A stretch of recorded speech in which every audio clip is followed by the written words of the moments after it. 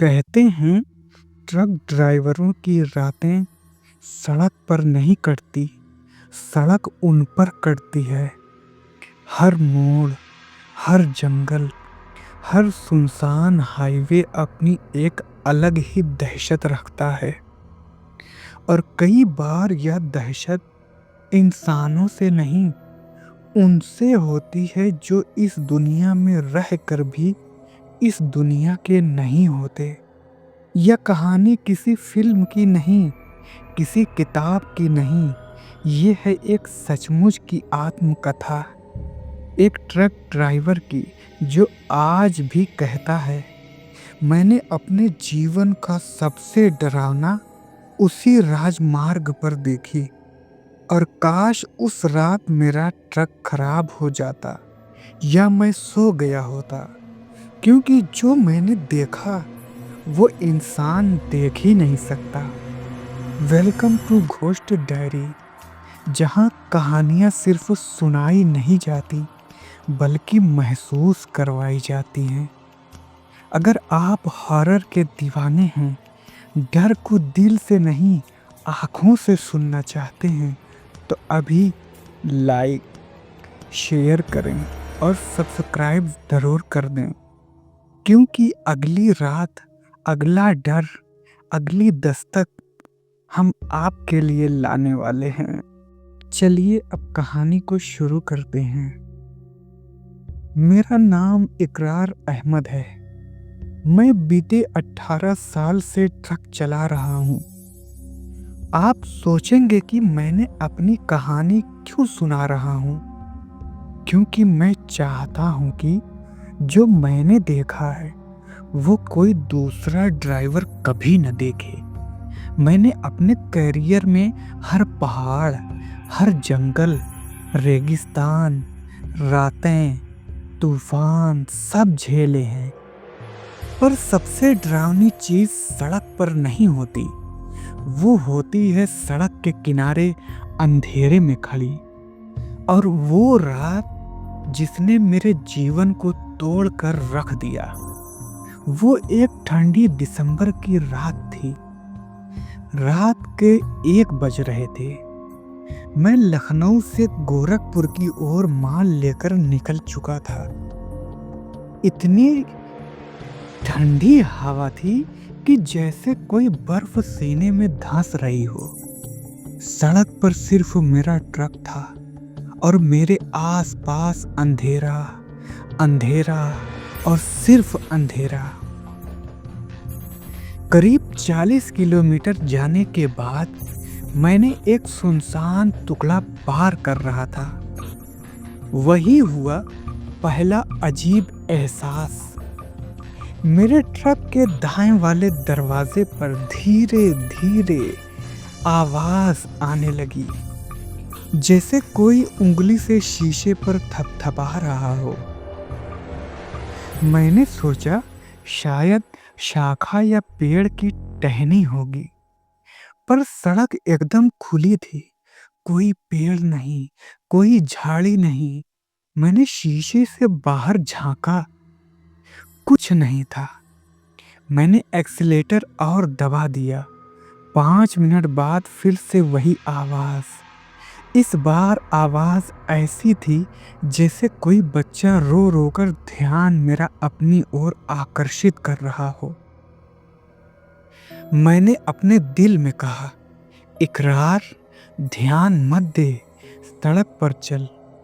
पर डर दिल में खटकने लगा था। करीब आधा घंटा बाद मैं एक ऐसे मोड़ पर पहुंचा जहां अचानक तापमान अजीब सा गिर गया। मेरे ट्रक के शीशे धुंध से भर गए। मैंने हाथ से पोंछा और जैसे ही आगे देखा, मेरी रूह कांप गई। सड़क के बीचों बीच एक औरत खड़ी थी, सफेद साड़ी में, नंगे पैर, लंबे काले बाल हवा में नहीं, नीचे की तरफ लटक रहे थे और गुरुत्वाकर्षण उसके लिए बना ही ना हो। मैंने ट्रक रोका। दिल दहल सा गया था। सामने खड़े होकर उसने धीरे से अपनी गर्दन ऊपर की ओर उठाई और जो चेहरा मैंने देखा, उस रात से आज तक नींद में चीखें मार उठता हूँ। उसका चेहरा चेहरा नहीं, जैसे पिघली हुई मोम हो, आंखें अंदर धसी हुई, और मुस्कान मुस्कान नहीं, किसी शिकार के लिए लगी छलनी जैसी वो सड़क के बीच खड़ी मुझे घूर रही थी। मैंने इंजन तेज किया और उसे बचाकर निकलने लगा, पर जैसे ही ट्रक आगे बढ़ा, वो दौड़ी नहीं, वो फिसल कर मेरे साथ साथ चलने लगी। मेरे ट्रक के बराबर, वो भी इतनी तेज कोई इंसान भाग ही नहीं सकता। उसके पैर जमीन से ऊपर थे, पर वो चल रही थी। मेरा दिल घबरा कर उछल उठा। मैंने ट्रक की स्पीड 80, 90, 100 तक पहुंचा दिया, पर वो साथ साथ थी, उसी स्पीड में वो भी चल रही थी। और फिर उसने एक वाक्य बोला, यहीं रुको, तुम ही मेरी आखिरी सवारी हो। मेरे हाथ कांप गए, मैं पसीने से भीग गया। मैंने अपने पुराने ट्रक रेडियो को ऑन कर दिया ताकि ध्यान मेरा बढ़ जाए। रेडियो चलते ही आवाज सुनी, इकरार, ट्रक रोको, ट्रक रोको। मैं दहशत में जम गया। मेरे रेडियो पर मेरी ही आवाज आ रही थी, वो भी मेरा नाम लेकर। मैंने रेडियो को तुरंत बंद कर दिया, पर आवाज बंद रेडियो से भी आती रही। इतनी दूर क्यों जा रहे हो इकरार? मैं तो यहीं हूँ, तुम्हारे पीछे पीछे। मैंने अपने रियर मिरर में देखा, और जो देखा, उस रात मेरी सांसें बंद होते होते बची। मेरे ट्रक के पीछे ऊपर छत पर कोई बैठा था। लंबे बाल हवा में उड़ रहे थे। मैं समझ नहीं पा रहा था कि वो इंसान है या कुछ और। उसने धीरे धीरे गर्दन घुमाई और उल्टा होकर शीशे में झांकने लगी। उसके चेहरे से खून टपक रहा था, आंखें बिल्कुल सफेद, और वो फुसफुसा रही थी, मुझे छोड़ दो। मैं क्या करता? मैंने ट्रक का हॉर्न जोर से दबाया और पूरी स्पीड में आगे बढ़ा दिया, पर वो वही थी, जैसे उसके लिए हवा, पानी, दूरी कुछ मैटर ही ना करता हो। करीब 10 मिनट बाद मैं एक ढाबे के पास पहुंचा, जो सालों से बंद पड़ा था।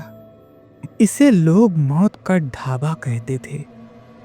एक बार 7 लोगों की मौत हुई थी यहाँ पर, और उसके बाद से कोई वहां नहीं रुकता। जैसे ही ढाबे के पास पहुंचने लगा, महसूस हुआ कि ट्रक हल्का हल्का हिलने लगा, जैसे कोई अंदर केबिन के ऊपर चल रहा हो। मैंने ब्रेक मारा और औरत गायब, छत बिल्कुल खाली। मैंने राहत की सांस ली, लेकिन मेरी ये हालत ज्यादा देर तक नहीं चली।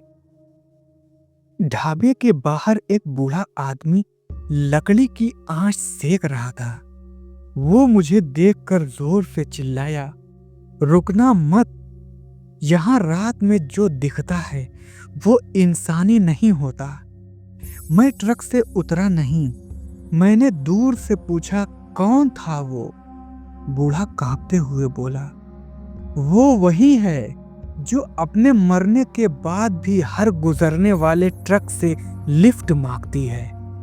मैंने पूछा, क्या चाहिए उसे? बूढ़ा थरथराया और बोला, घर। उसका घर उसी मोड़ पर है जहां तुमने उसे देखा था, वो मोड़ जहां उसकी मृत्यु देह मिली थी। उसके ट्रक वाले ने उसे कुचल दिया था। मेरी रीढ़ तक सिहर से लग गई। मैंने बूढ़े की बात सुनी ही थी। मैंने अपने ट्रक के दाएं शीशे में देखा, और मेरा खून जम सा गया। वो औरत ढाबे के बाहर मेरे ट्रक के पास खड़ी थी, एकदम शांत, एकदम स्थिर, जैसे मौत किसी शरीर में खड़ी हो। बूढ़ा कांप कर अंदर भाग गया। मैंने झट से ट्रक स्टार्ट किया और निकल गया। ट्रक ने जैसे ही स्पीड पकड़ी, मेरे केबिन में किसी के बैठने का वजन महसूस हुआ। सीट दब सी गई। मैंने देखा कोई नहीं था, पर फिर भी आवाज आई, जल्दी मत करो, अभी बहुत रास्ता है। मैं चिल्लाया, तुम मुझसे क्या चाहती हो? उसकी आवाज, बस एक आखिरी सवारी। थोड़ी दूर आगे मुझे सड़क पर एक आकृति दिखी। पास गया। वो वही औरत सड़क के बीच बैठी रो रही थी। उसकी आवाज इतनी दर्दनाक कि दिल खुद ब खुद रुक जाए। वो बोली, तुम सब मुझे छोड़कर क्यों जाते हो? फिर उसने धीरे से सिर उठाया। उसका चेहरा बीच से फट चुका था। गाल की नसें बाहर लटक रही थी, आंखें आधी बाहर निकली और फिर उसने हंसना शुरू कर दिया। रुलाई, डर, खून सब मिलकर एक दिल दहलाने वाली आवाज बन गया। मैंने ट्रक घुमाया, गियर डाला और तेज भागा, पर अचानक मेरे ट्रक का पीछे वाला दरवाजा अपने आप खुल गया। पीछे से हंसी, फुसफुसाहट और फिर वही आवाज, इकरार, पीछे देखो। मैंने गलती कर दी। मैंने पीछे देख लिया। वो मेरे ठीक पीछे बैठी थी, इतनी करीब कि उसकी सांस मेरे गाल को छू रही थी। उसके बाल मेरी गर्दन पर लगे हुए थे। मैं चीख उठा, बचाओ, पर जैसे मेरी आवाज बाहर ही नहीं आ रही थी। अचानक ट्रक का टायर फट गया। ट्रक अनियंत्रित होकर सड़क किनारे जा गिरा। मैं बेहोश हो गया। जब होश आया, मैं सड़क पर पड़ा हुआ था। मेरा ट्रक 10 मीटर दूर पलटा हुआ था, लेकिन मेरे पास एक और आवाज आई, किसी के रोने की। मैंने सिर उठाया। वो औरत मेरे बगल में बैठी थी, पर इस बार उसके चेहरे पर डर नहीं, दर्द भी नहीं। वो मुझसे बोली, मैं बुरी नहीं थी, मैं सिर्फ घर जाना चाहती थी। उसकी आंखों से अब खून नहीं, आंसू निकल रहे थे। उसने मेरी तरफ हाथ बढ़ाया। मैं डर और दया के बीच फंस गया। मैंने पूछा, तुम्हारे साथ क्या हुआ था? और उसने कहना शुरू किया, मैं गर्भवती थी। एक ट्रक वाले ने मुझे घर छोड़ने का वादा किया था। फिर उसने मुझे जंगल वाले मोड़ पर धक्का दे दिया। वो मोड़ जहां तुमने मुझे पहली बार देखा था। उसकी सांसें रुक रुक कर चल रही थीं। मैं 3 दिनों तक मरती रही। कोई नहीं आया, कोई नहीं रोकता, कोई नहीं सुनता। और जब आखिरी सांस ली, तभी से मैं हर ट्रक वाले से सिर्फ एक बात मांगती हूँ। उसने मेरी आंखों में देखा, मुझे घर छोड़ दो। उसने सामने इशारा किया, बस 2 किलोमीटर। मैं घसीटते हुए उठा। ट्रक चलने लायक नहीं था। हम पैदल पैदल ही चल रहे थे। रात के करीब 3 बज रहे थे। अंधेरा इतना हो गया था कि सामने दिखाई नहीं दे रहा था। वो औरत बिल्कुल चुप, बस सिर झुकाए चलती रही। अचानक उसने एक टूटी हुई पुरानी कच्ची सड़क दिखाई। यही मेरा घर है। मैं डरते डरते उसके पीछे पीछे गया। वहां आधा जला हुआ एक पुराना मकान था, जिसमें दरवाजा टूटा हुआ, खिड़कियां टूटी हुई। वो उसके दरवाजे तक पहुंची और मुझसे बोली, शुक्रिया, अब मैं हमेशा के लिए चली जाऊंगी। वो मुड़ी, एक बार मुस्कुराई और धीरे धीरे हवा में घुलती चली गई। सुबह सुबह पुलिस आई, मुझे बेहोश पाया। ट्रक चकनाचूर हो गया था मेरा। मैंने उन्हें सब बताया। उन्होंने कहा, जिस घर की तुम बात कर रहे हो वो घर 12 साल पहले जल गया था। वहां एक औरत की लाश मिली थी, वो भी गर्भवती औरत की। तुम्हारी किस्मत अच्छी थी कि तुमने उन्हें छोड़ दिया, नहीं तो कई ट्रक ड्राइवर उसी मोड़ पर मर चुके हैं। मैं चुप रहा, पर एक बात आज भी मेरा पीछा नहीं छोड़ती। उस रात जब मैंने उसे घर छोड़ा, सुबह मेरे ट्रक से एक और चीज मिली, एक छोटा सा लाल धागा। वही धागा जो गर्भवती औरतें अपनी सुरक्षा के लिए पहनती हैं। आज मैं जिंदा हूं, पर उस रात का डर मेरी हड्डियों में आज भी बसा हुआ है। मैं उस रोड पर कभी नहीं जाऊंगा। कई ड्राइवरों को कहते सुना है, रात 1 बजे के बाद सफेद दाढ़ी वाली औरत ट्रक वालों से लिफ्ट मांगती है, और अगर कोई मना करे तो बस इतना कहती है, मेरा घर यहीं है, और फिर दौड़ते ट्रक के साथ फिसलते हुए चलती है। अगर अब भी आपकी सांसें तेज चल रही हैं, अगर अंधेरा अचानक और गहरा महसूस हो रहा है, तो याद रखिए, ये सिर्फ कहानी नहीं थी, ये थी एक सच्ची आप बीती। और ऐसी सच्चाइयाँ अक्सर रातों में फिर लौट आती हैं। अगर आपको ये कहानी पसंद आई और आपने भी उस ठंडे एहसास को अपने पेट पर महसूस किया, तो इस वीडियो को लाइक, कमेंट और शेयर ज़रूर करें, क्योंकि आपका एक क्लिक हमें अगली दहशत भरी रात में और भी गहराई तक उतरने का हौसला देता है।